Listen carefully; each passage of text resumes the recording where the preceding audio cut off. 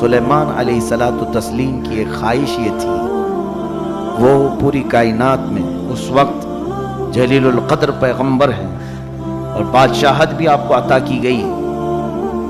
آپ نے اللہ تعالیٰ کے حضور یوں عرض کیا کہ اے رب ذوالجلال، دنیا میں جتنے تیرے مخلوق ہیں میں سب کو ایک دن دعوت کرنا چاہتا ہوں، کھلانا چاہتا ہوں۔ رب تعالیٰ نے فرمایا سلیمان تم کر نہیں سکو گے۔ عرض کیا مولا اگر تو چاہے تو ہو جائے، مجھے دنیا کی ساری سلطنت حاصل ہے، تیری جتنی مخلوق ہے میں سب کو ایک دن کھلاؤں، ایک دن دعوت کروں۔ اللہ نے حکم فرمایا ساری مخلوقات میں، چرند پرند حیوانات حتیٰ کہ سمندروں کی مخلوقات، سب کو اعلان ہو گیا کہ فلاں تاریخ کو نبی اللہ سلیمان علیہ السلام کی دعوت ہے، سب وہاں پہنچ جائیں۔ اب اس دعوت کی تیاری 6 مہینے پہلے سے ہو رہی تھی۔ سمندر کے کنارے ایک بہت وسیع و عریض میدان، جہاں تک نظر کرو میدان ہی میدان تھا۔ روایات بتاتی ہیں کہ سلیمان علیہ السلام وہاں پر غلہ اناج جمع کرنا شروع کی۔ انسان تو انسان ہے، باقی سارے حیوانات کو بھی کھلانا ہے۔ اس میں اڑنے والے پرند بھی ہیں، چرنے والے جانور بھی ہیں، کیڑے مکوڑے بھی ہیں، سب ہیں۔ اب اس میں جو آپ نے وہاں پر اناج جمع کیا، کئی ہزار دیگیں تھیں جن کی تعداد کا اندازہ نہیں ہو پاتا تھا، اور 6 مہینے سے اس کی تیاری تھی۔ جب وقت مقرر آیا تو تمام مخلوقات اس میدان کی طرف آ رہے تھے کہ یہاں پر آج نبی اللہ سلیمان علیہ السلام کی دعوت ہے۔ اس دعوت کے دوپہر سے پہلے ہی صبح کے وقت سمندر سے ایک بہت بڑی مچھلی نکلی۔ ظاہر سی بات ہے مچھلیوں میں بہت بڑی بڑی شکلیں ہوتی ہیں۔ اس نے کہا اے اللہ کے نبی، مجھے بھوک لگی ہے، کیا میں میرا حصہ کھا لوں؟ سلیمان علیہ السلام نے فرمایا رک جا، ساری مخلوق آ رہی ہیں، جب وقت آ جائے تو تجھے بھی دے دیا جائے۔ اس نے کہا کہ میرا صبح کا ایک لقمہ ہوتا ہے، وہ نہیں ملا، اس لیے بھوک زیادہ ہے، آپ کہیں تو میرا حصہ میں کھا لوں اس میں۔ سلیمان علیہ السلام نے کہا ٹھیک ہے، تو اپنا حصہ کھا کر چلی جا، باقی مخلوقات کو ہم کھلائیں گے۔ اس شارک مچھلی نے ایک لقمہ جو اٹھایا تو پوری دیگیں اس کے منہ میں چلی گئی۔ وہ سارا جو 6 مہینے سے جو انتظام تھا، وہ سارا اناج اور غلہ اس نے ایک ساتھ نگل لیا۔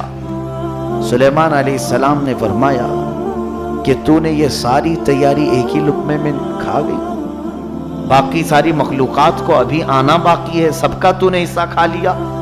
وہ مچھلی کہتی ہے اے اللہ کے نبی، اس طرح کے لقمے میرا رب مجھے دن میں 3 بار دیتا ہے۔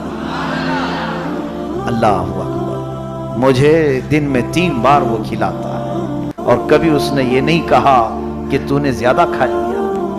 سلیمان علیہ السلام واپس آتے ہیں اور رب کے حضور عرض کرتے ہیں بے شک مولا تو ہر ممکن شے پر قدرت رکھتا ہے، اور جو تو رزق پہنچاتا ہے اس تک دنیا کی کوئی مخلوق پہنچ ہی نہیں سکتی، کوئی انتظام کر نہیں سکتا۔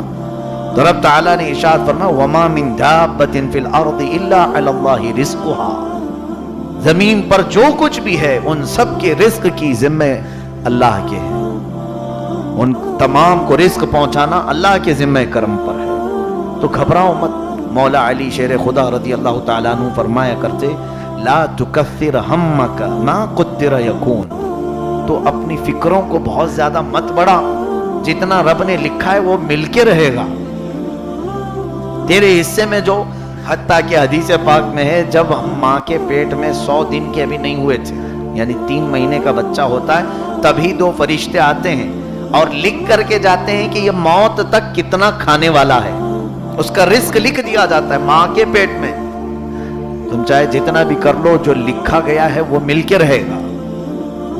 لیکن اتنا ہے کہ حلال روزی کی طلب اور تلاش میں محنت کرنا چاہیے، لیکن اس روزی کی تلاش میں اپنے رزاق کو نہیں بھولنا چاہیے۔ ہوتا یہی ہے یہاں پر لوگوں نے رزق کی تلاش میں رزاق کو فراموش کر دیا، جبکہ رزق آتا کہاں سے ہے؟ اللہ کے حضور۔ اللہ عز و جل ارشاد فرماتا ہے وَمَا مِن دَابَّةٍ فِي الْأَرْضِ إِلَّا عَلَى اللَّهِ رِزْقُهَا، زمین پر رینگنے والا کوئی جانور ایسا نہیں، کوئی زندہ چیز ایسی نہیں جس کے رزق کی ذمہ اللہ کے نہ ہو، یعنی اس کو رزق پہنچانا اللہ کے ذمہ کرم پر ہے۔ رب تبارک و تعالی جب خود فرماتا ہے الا علی اللہ رزقها، ہر ایک کو رزق پہنچانا اللہ پر ہے۔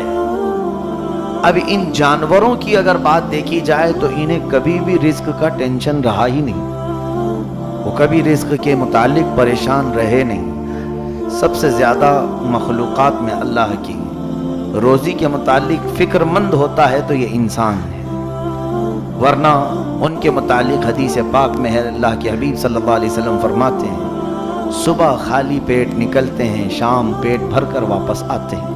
یہ پرندوں کے متعلق، جانوروں کے متعلق۔